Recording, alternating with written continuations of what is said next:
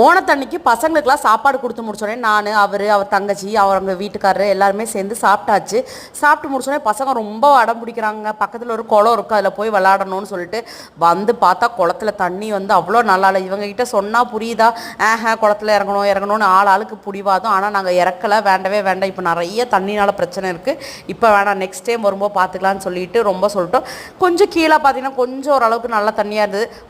வாயிலெல்லாம் போகாத மாதிரி கால் மட்டும் நினச்சிக்கோங்கன்னு சொல்லிட்டு அவங்களோட ஒரு சந்தோஷத்துக்காக ஒரு 10 நிமிஷம் அங்கே உட்காந்துட்டோம். இதுதான் என்னோட புது என்ன சொல்லுவாங்க, இப்போ ஃப்ராக் நைட்டின்லாம் சொல்கிறாங்களா, அந்த மாதிரி ஒரு மாடல் நல்லா தான் இருந்தது. ஒரு சுடிதார் மாதிரி நம்ம வெளியில் கூட போட்டு போய்க்கலாம் போல இருக்குது. அதை வச்சுட்டு அந்த தண்ணிக்குள்ளே ஆடிட்டு இருந்தோம். ஆனால் இவங்களுக்கு பத்தவே இல்லை, தண்ணிக்குள்ளே குதிக்கணும் இதே தான் நினப்பு. அதுக்கப்புறம் வீட்டு பக்கத்தில் ஒரு சின்ன ஆணி மாதிரி இருக்குது, அங்கே கொஞ்சம் தண்ணி ஓரளவுக்கு கிளியராக இருந்தது. அதுக்கப்புறம் அங்கே இறங்கிட்டாங்க. ஆனால் குளிக்கக்கூடாது, தலை நினைக்கக்கூடாதுன்னு சொல்லியாச்சு. அப்புறம் மீன் பிடிக்கிறேன், அதை பிடிக்கிறேன்னு சொல்லிட்டு விளாண்டுருந்தாங்க. சின்ன வயசில் நீங்கள் இந்த மாதிரி விளாண்ட மாதிரி உங்களுக்கு ஞாபகம் இருக்கா? எனக்கு அந்த மாதிரி எதுவுமே இல்லை.